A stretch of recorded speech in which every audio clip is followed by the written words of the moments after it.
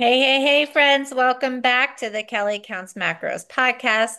I'm Kelly, certified health and wellness coach, creator of the Shred and the Clubhouse membership, and I'm so glad you're here. We are just a couple of weeks away from wrapping up the Shred, the fall Shred, and I could not be more proud of how everybody is showing up. The energy has been so good lately. We just finished a step count challenge, step into 1.5 million. We've got the recipes, we got the new routines, we are cementing the habits in place, and lots of new confidence. So, inside the clubhouse this week, the membership, we made the easiest homemade Alfredo sauce, creamy, high protein, so simple that you'll never grab a jar again. I'm really excited because Kate and I are getting ready to launch Slay Strong in December inside of the Clubhouse membership. It's fun, movement-based event for Clubhouse members to keep everyone consistent and strong through the holidays. I know a lot of people fall off November, December, and just say, oh, I'll start over in January. And we have so many people that are coming off the shred and have had great results. And I know that they do not want to go backwards. So if you're not in the Clubhouse membership yet and you want to join us, I'll put the link in the show notes. It's where you get the recipes clickable all in one spot, accountability, the challenges, and that in between support and accountability that you need weekly to be successful. It also starts with a one-on-one private consult if you are not my client yet. And that is huge because we set you up for success.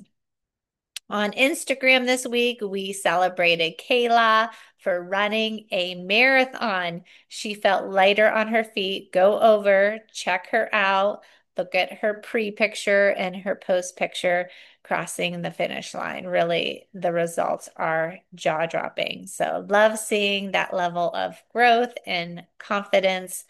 A lot of us, when we train for any type of race or marathon, we have a lot of cheat meals and overeating when we don't need to. The only reason I know this is because I have been there before.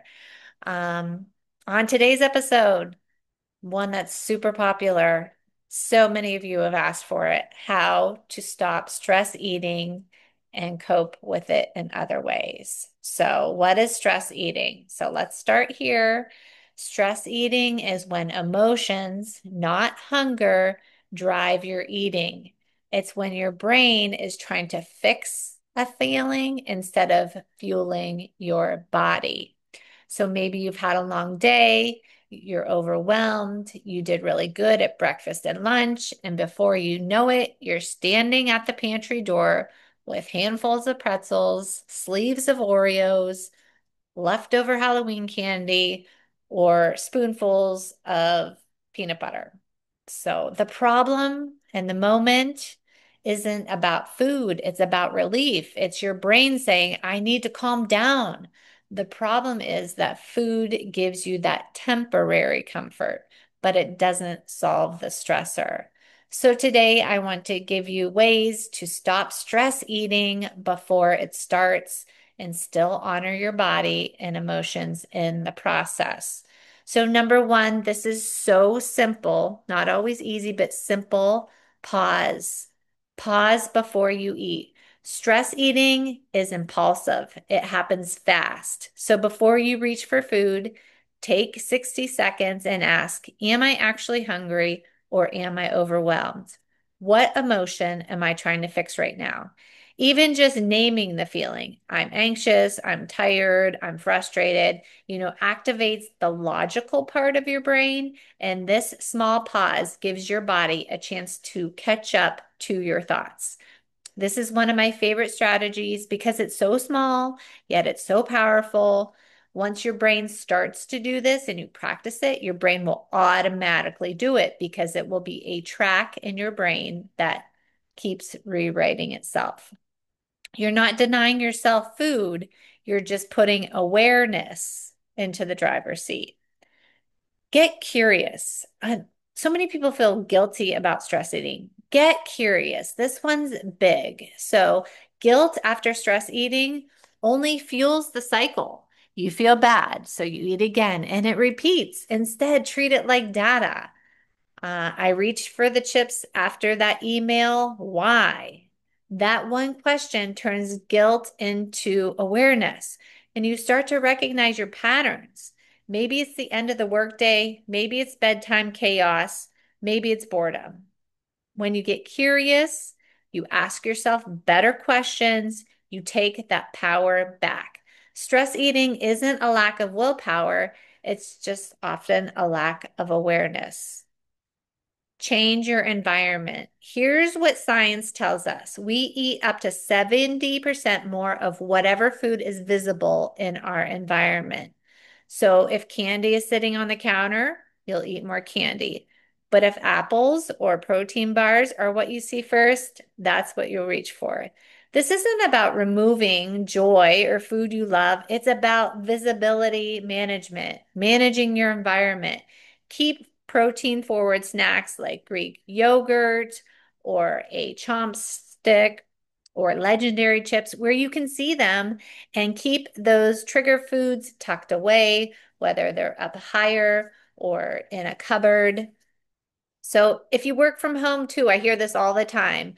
Um, Make your workspace food free. You don't really need any food on your desk, okay? Unless you have your pre-tracked snacking plate. I highly suggest trying that. If you're a pre-tracker and you pre-track your snacks, you can keep that plate on your desk. But other than that, you don't need a bowl full of candy, okay? Whether you're at home or at work. And all right.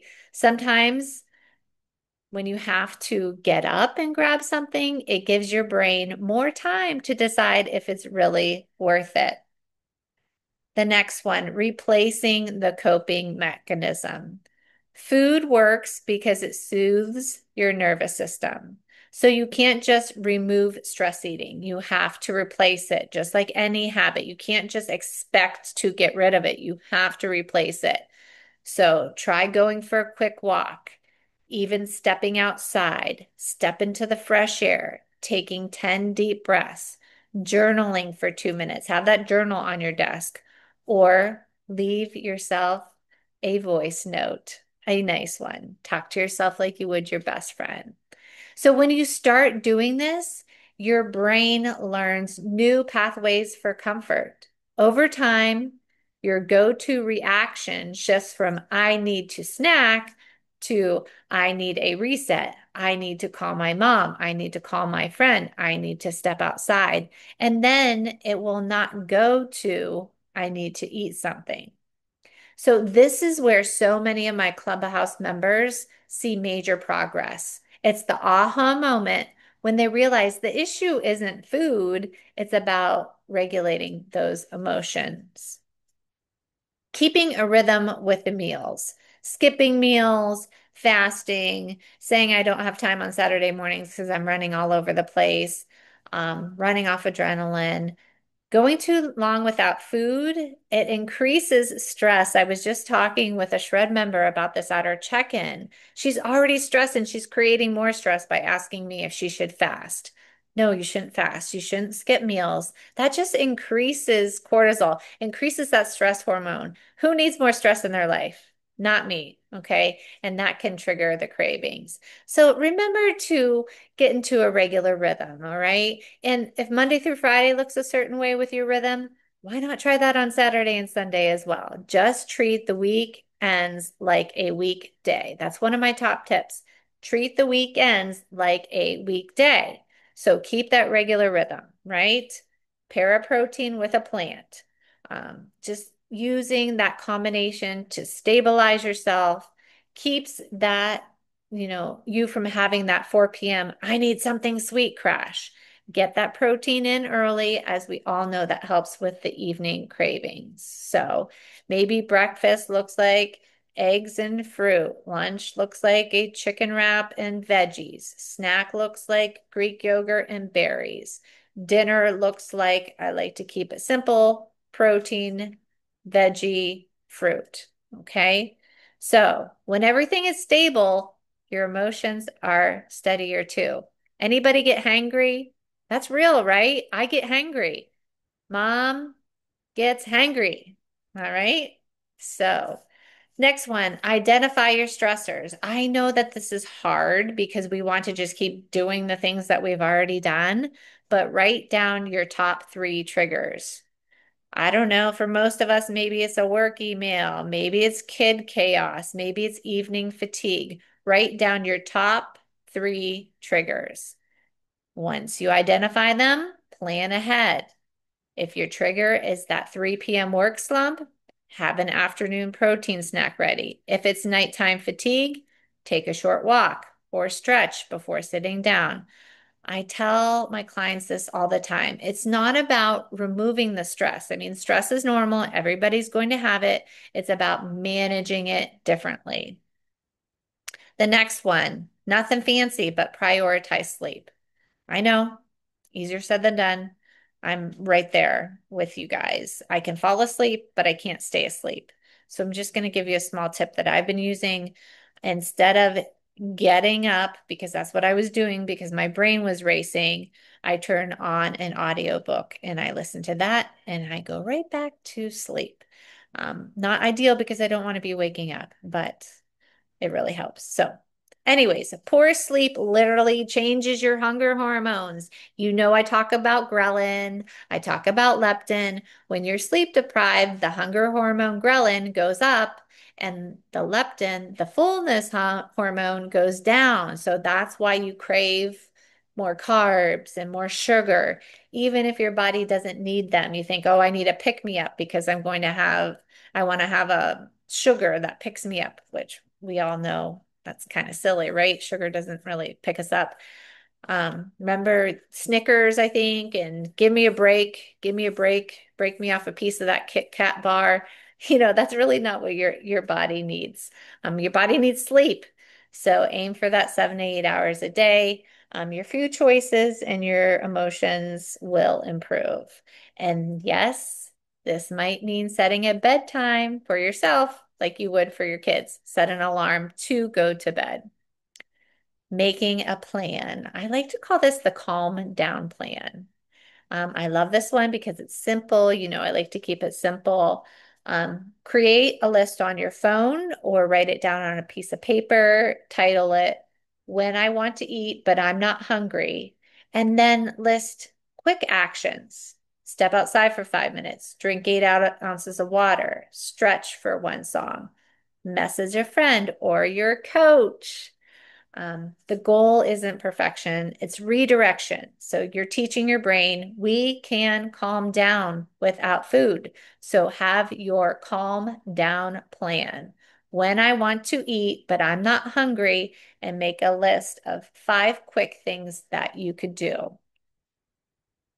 So, what does this look like in real life? What does this look like in your day? So, let's just say work stress hits at 3 p.m.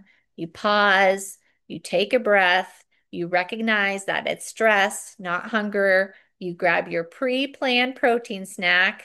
Maybe it's that Greek yogurt and fruit. Then, after dinner, instead of scrolling on your phone and eating mindlessly, you step outside for a 10-minute walk. You come back, you have a tea, and you feel calmer. So you don't rely on willpower, you rely on systems. Stress eating doesn't make you broken, it makes you human. The goal isn't to never have emotional eating again, it's just to create awareness and a plan and a strategy and a system so it doesn't control you. So, as we wrap up the shred, this is a great time to strengthen the habits that will carry you into December. Keep leaning into your awareness, keep showing up for yourself. If you want to keep that momentum through the holidays, come join us in the clubhouse. Kate and I will be kicking off Slay Strong on December 1st. It's going to be fun, short workouts, accountability, and the community energy that we all need to finish the year strong. I'll drop the link in the show notes so you can join us there. You're always doing better than you think you are. See you next week.